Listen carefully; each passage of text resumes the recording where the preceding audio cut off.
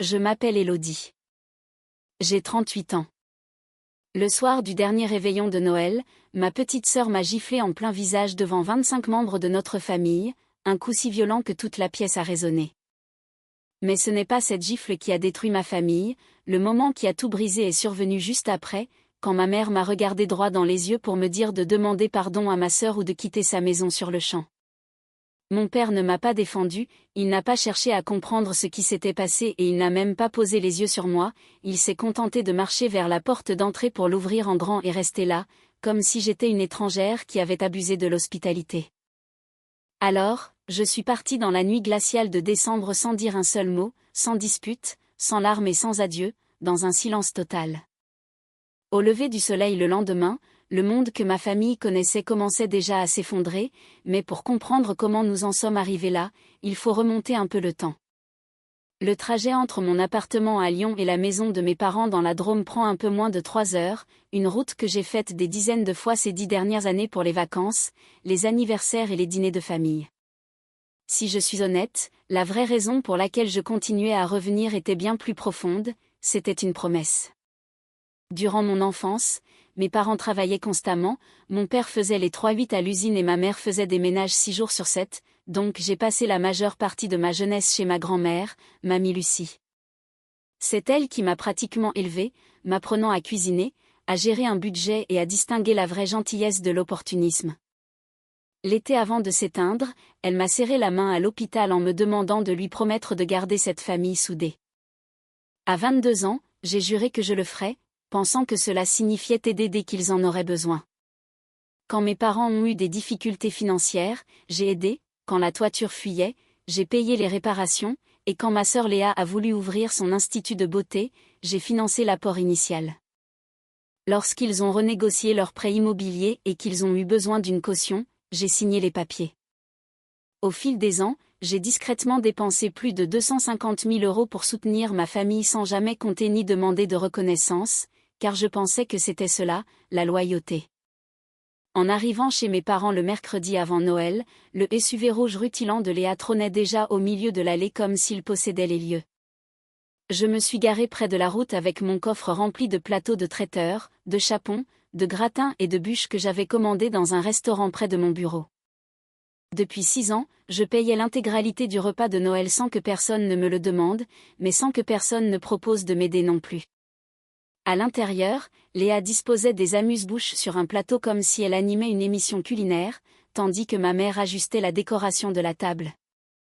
Quand je suis entrée, aucune d'elles ne m'a embrassée et ma mère a peine levé les yeux pour me dire que j'étais en retard. Plus tard dans la soirée, en rangeant la vaisselle, j'ai remarqué une enveloppe de la banque sur le comptoir qui semblait avoir été ouverte puis recachetée. Quand je l'ai ramassée, Léa a immédiatement aboyé de ne pas y toucher d'un ton qui m'a donné des frissons, mais j'ai reposé l'enveloppe sans savoir qu'elle contenait le début du désastre. Le matin de Noël a commencé dans le calme, je me suis levée avant tout le monde pour faire du café dans la lumière froide de l'aube et j'ai vu que l'enveloppe était maintenant déchirée dans le bac de recyclage. Un document a attiré mon regard avec les mots « avis de transfert de propriété » écrits en gras. Mon cœur a raté un battement et j'ai pris une photo rapide avec mon téléphone avant de cacher l'enveloppe sous une boîte de céréales en entendant des pas à l'étage, puis je me suis remise à éplucher des légumes comme si de rien n'était. L'après-midi, la maison était bondée avec 25 personnes entassées dans le salon. Léa déambulait en riant fort, et ma mère la présentait fièrement comme une femme d'affaires accomplie, tandis que lorsqu'on m'interrogeait sur mon travail, elle balayait la question d'un revers de main en disant que je travaillais juste dans un bureau. Je gère pourtant des projets de construction commerciale de plusieurs millions d'euros, mais apparemment, ce n'était pas aussi impressionnant que l'Institut de beauté de Léa. Le dîner fut chaotique, entre les cris des enfants et le fracas de la vaisselle, j'étais assise près de la porte de la cuisine, le siège le plus proche de la sortie. À un moment, Léa a levé la main pour exhiber une bague en saphir, celle de ma grand-mère que Mamie Lucie m'avait promise quand j'étais enfant, en expliquant que maman la lui avait donnée la semaine dernière. J'ai senti une oppression dans ma poitrine mais je suis restée silencieuse. Plus tard, Léa a commencé à raconter des histoires d'enfance embarrassantes à mon sujet, déformant la vérité pour me ridiculiser devant tout le monde. Les gens riaient maladroitement, ma mère me disait de ne pas créer de scène et mon père restait fixé sur la télévision. En me levant pour chercher un verre d'eau, mon épaule a frôlé le bras de Léa dans cette pièce bondée, un contact insignifiant, mais Léa s'est figée et avant que je puisse réagir, le claquement a retenti. Sa main a frappé mon visage si fort que mes oreilles ont sifflé et que tout le monde s'est tu. J'ai senti le goût du sang sur ma lèvre et c'est là que ma mère a prononcé ces mots cruels m'ordonnant de m'excuser ou de partir. Personne ne m'a défendu. Mon père a ouvert la porte.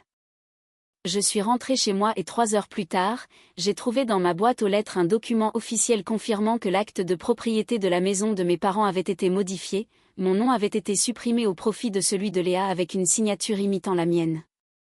Le lundi suivant, mon avocat m'a confirmé qu'il s'agissait d'une fraude et que cet acte falsifié avait servi à contracter un prêt de 85 000 € que Léa avait injecté dans son entreprise en faillite, utilisant mon identité et l'équité de la maison que j'avais aidé à bâtir. Cet après-midi-là, j'ai annulé tous les virements automatiques que j'envoyais à mes parents depuis des années pour leurs prêts, leurs factures médicales et leurs assurances. Mon avocat a lancé les procédures légales, la propriété a été gelée, le prêt suspendu et une enquête a débuté. En quelques semaines, l'Institut de Léa a fermé, les dettes se sont accumulées et le procureur a ouvert un dossier pénal pour faux, usage de faux et fraude financière. Mon père a fini par m'écrire une lettre où il avouait savoir que j'étais celle qui maintenait la famille à flot, s'excusant d'avoir ouvert la porte ce soir-là, et joignant la bague en saphir qu'il avait reprise à Léa.